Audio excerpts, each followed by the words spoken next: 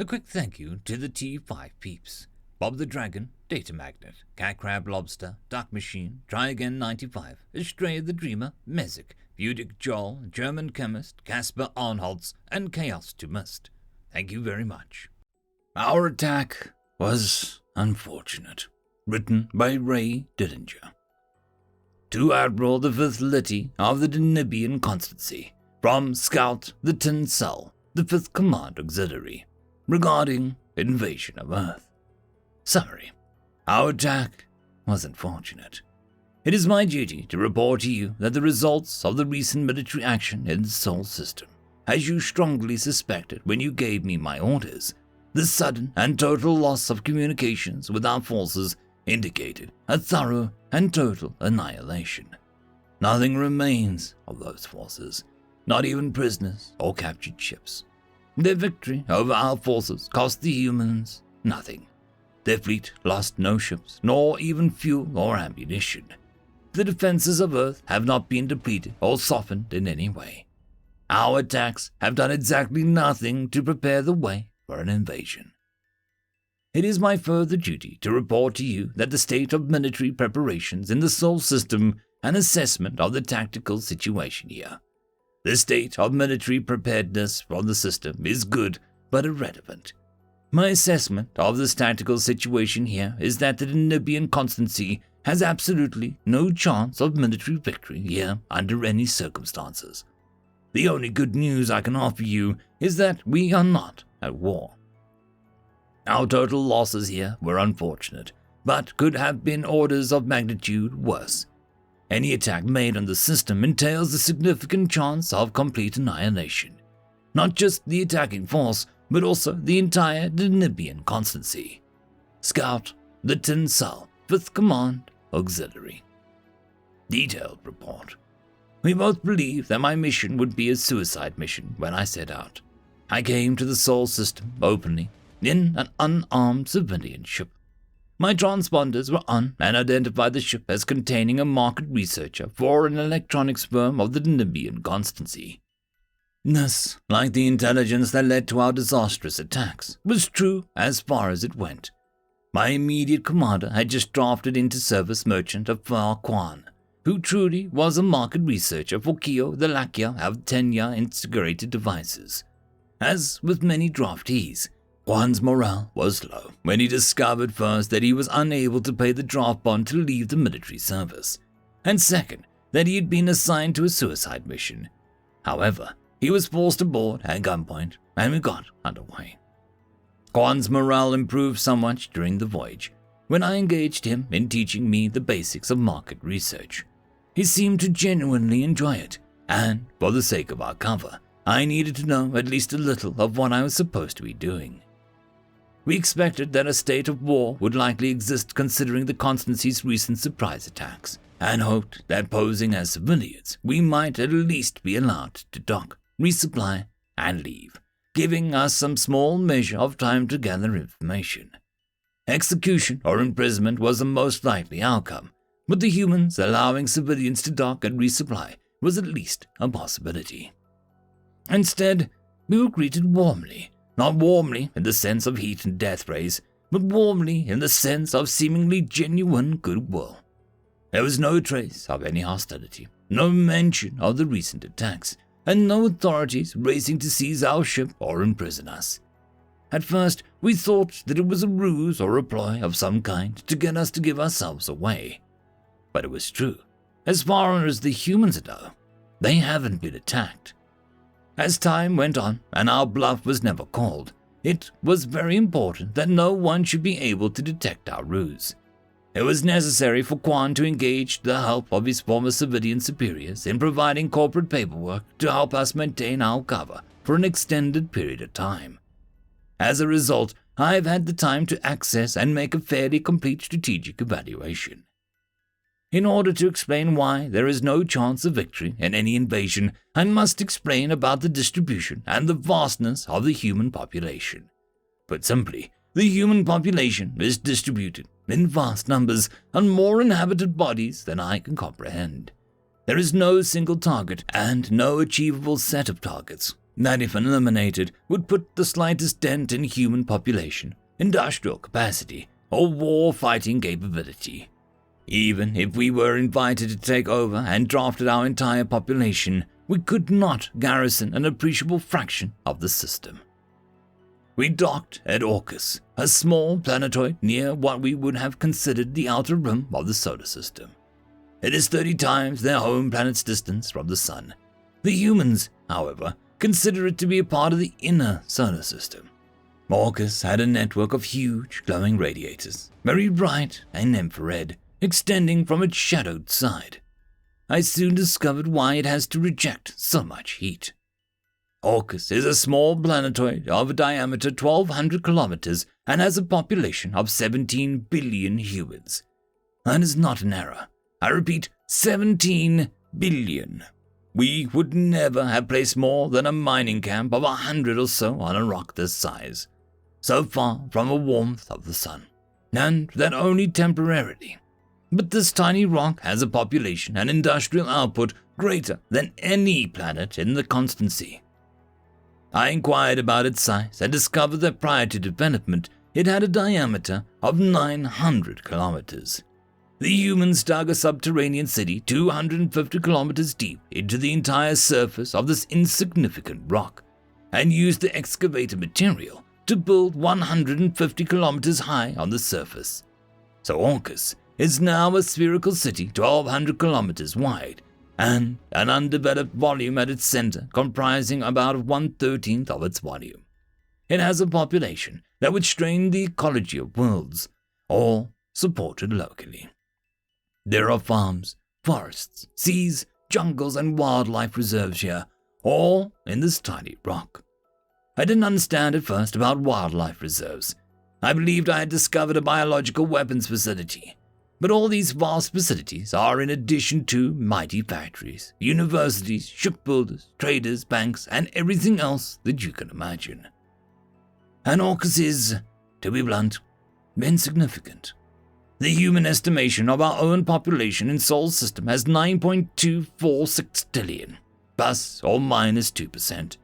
We may control 6 times as many solar systems, but the error bars on that figure are hundreds of times greater than the entire population of our Danubian constancy. The humans have not merely inhabited the system, they have infested it. The planets and moons that would be reasonable to develop have been developed. Each has been colonized and industrialized. But the humans have not developed mere colonies on these worlds. They have covered large percentages of every planetary and lunar surface with cities. And if the gravity is light enough, they built not only on the surface, but several kilometers above and below it. A human city 300 kilometers wide has built on many different colony worlds, is thousands of levels deep, and has several times the living area we achieve with an entire planetary surface. These people did not stop at absurdly over-colonizing worlds and moons that we would consider reasonable to develop. The inner asteroid belt in their system contains over 2 million bodies more than a kilometer across. All of these are settled. Most are cities with populations of millions to billions. 100 of them have populations over 30 billion. The largest asteroid, Ceres, has a population of over 150 billion humans. Most asteroids larger than 100 meters across contain towns of tens of thousands of people, or in the case of the smallest ones, at least settlements of a few hundred. But 2 million tiny worlds and 20 million smaller towns and cities wasn't enough for them either. They have built hundreds of millions of habitats. These are like asteroid colonies, except that there are no asteroids. No world, or moon, or even any bare floating stone anchors or supports them.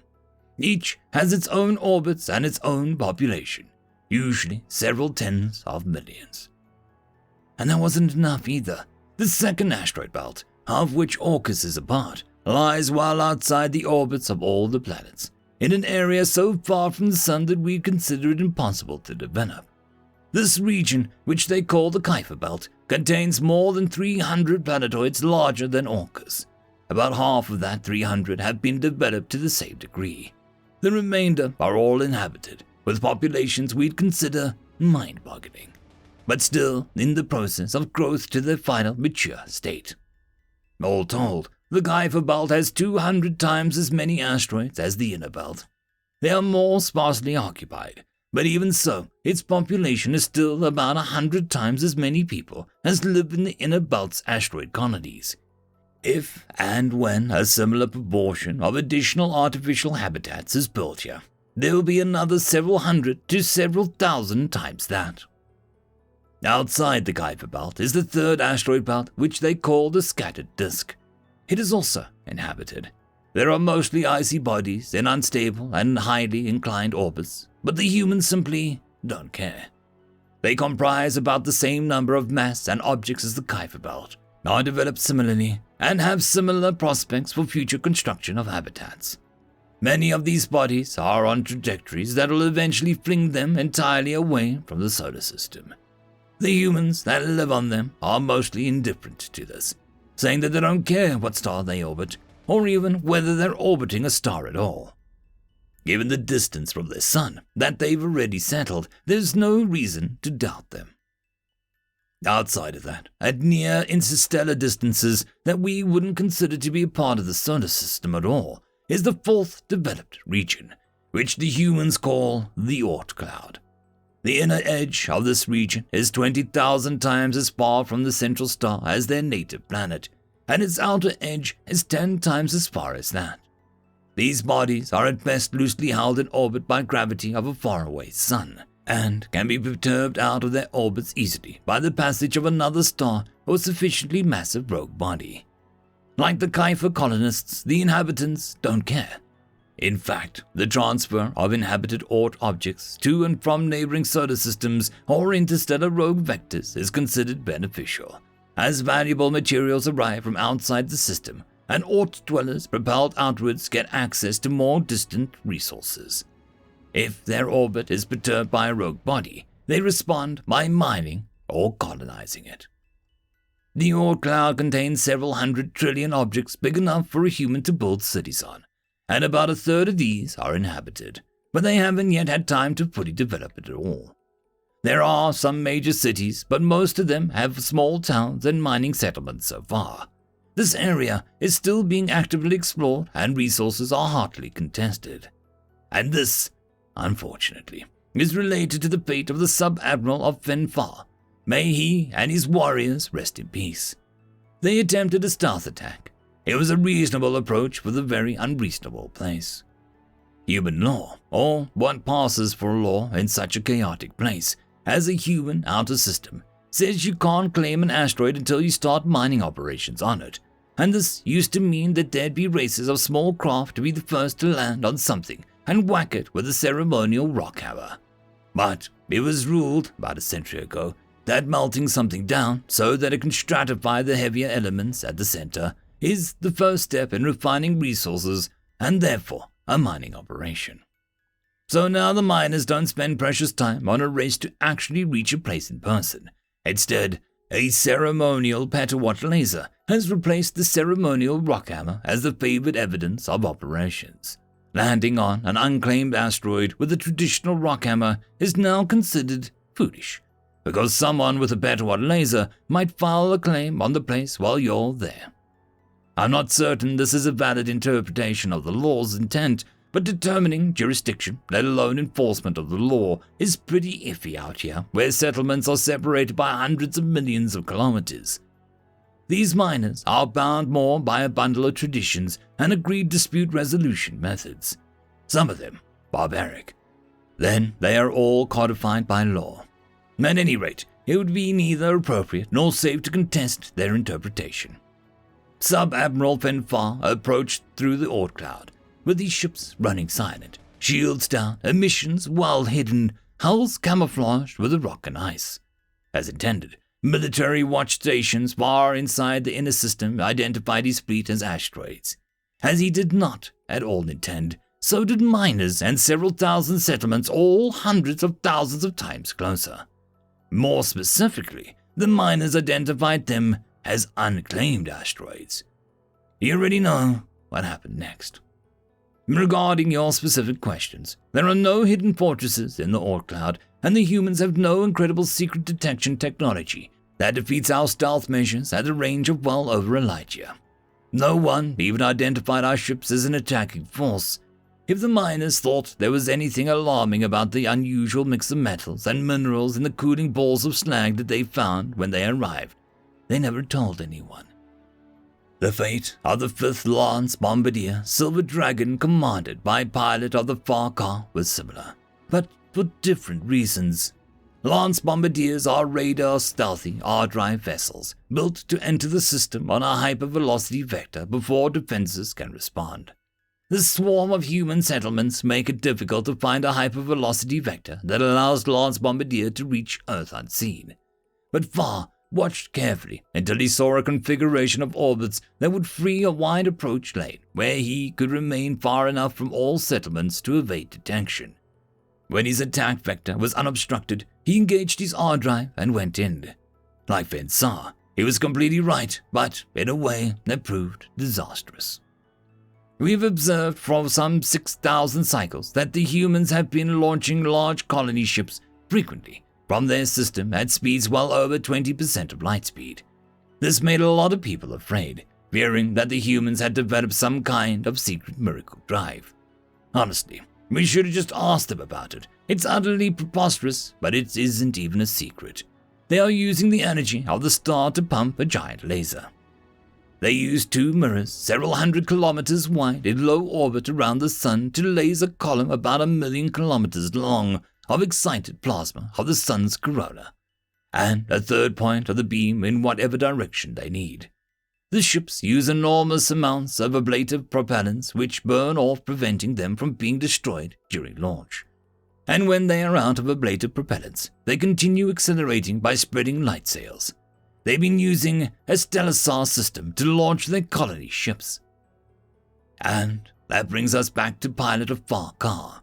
May he rest in peace. When he saw a configuration of orbits that would leave an attack vector completely unobstructed, he was actually looking at the configuration orbit that would leave a launch vector completely unobstructed. The humans were preparing to launch another colony ship. The 5th Lance Bombardier Silver Dragon and, sadly, pilot of Farcar were instantly converted into ionized gas as he was still on approach and just outside the Oort cloud. The flare was observed by the Human Launch Authority from almost a light year away, 2 years after launch. At first, they were concerned that they might have destroyed something inhabited, since most things in the system are inhabited. But no lawsuit or insurance claim arrived from outer system. They eventually concluded that no one had sustained a loss. They had no idea what drifted into the path of the beam. In response to your specific questions, the humans have no way of knowing exactly where a target is going to be a year after they fire their superweapon. They don't even have a way of knowing exactly where the target is at the moment when they fired the superweapon at a light year away. And there is no evidence that they detected the Silver Dragon at all prior to the flare of its destruction. This was a planned and scheduled launch. Their firing of the Stellar Star did not deviate from a plan and schedule. They are well aware of the Stellar Star's potential as a weapon, but on that day they were not deliberately using it as one. Finally, Farcar's mission objective was based on faulty intelligence. In light of new information about Sol System, Earth is not in fact a strategically valuable target. It represents only an insignificant fraction of human population, infrastructure, resources, and industry. The tactical value of hitting it would be making the humans very, very angry without reducing their offensive, defensive, or strategic capabilities at all. The relativistic kinetic kill missiles you attempted were flashed into gas by a coordinated asteroid defense program. Kinetic kill missiles come in too fast for normal asteroid detection and defense systems to work. But normal asteroid defenses don't begin with miners over a light year from their homeworld's orbit, and mining equipment can, individually, melt enormous rocks from hundreds of millions of kilometers away. The missiles continued to pass within range of thousands to tens of thousands of those lasers for several days before they boiled to gas. Over a year later, routine records of asteroid defense system operations reached the inner system. The humans noticed that there was a scattering of incoming bodies with extraordinary high velocity. but as far as I can tell, no one except a negligible few quadrillion conspiracy nuts think that there was intended to be missiles, and they are outnumbered 1,000,000 to 1 by people who just think that they're crazy. The asteroid defense in the inner system are many times more robust. The course of those missiles were on would have passed within the range of tens of millions of stations and colonies that could each have focused on them and launched lasers or asteroid defense lasers individually far more powerful than the mining lasers. And if something on the threatening trajectory still exists by the time lightspeed lag allows the Stellar system to respond to it, that is also part of the asteroid defense system. In the strongest possible terms, I recommend no further attacks or military actions of any kind against the Sol system. Our entire navy would be annihilated in an altercation with just a few million of their mining settlements. And it gets worse the further you go in system. At full war production, we might be able to produce and crew 50 top-of-the-line naval ships each year. If the humans went to war, they could produce and crew a fleet larger than our entire existing navy, every single cycle, 100 cycles a year, forever, without committing even 100,000th of their manufacturing capability. The greatest danger is not the fact that any attacking force will be instantly annihilated. The greatest danger here is that the humans might notice you. Think about what it would mean for the humans to go to war against the Denobian constancy and thank the 9 gods that as far as they know, we've given them no reason to. Scout the Tin Sol, 5th Command Auxiliary. Addendum. Quan civilian superiors are far happier with our market report than I expect anyone to be with the above military report, and consider the prospect of selling goods into the humans' effectively bottomless consumer market to be potentially amongst the best things to ever happen to the Denobian constancy. They have offered both of us executive positions and awarded us bonuses with which we have paid our military service bonds. I expect that you will soon receive a message from a large consortium of very wealthy and influential merchants, and that they will implore you, as I have, to refrain from attempting any attacks here. Herewith, I respectfully resign from military service, duties honorably discharged and draft bond paid. Merchant, the Tin Sol. End of story. And that, my friends, concludes this video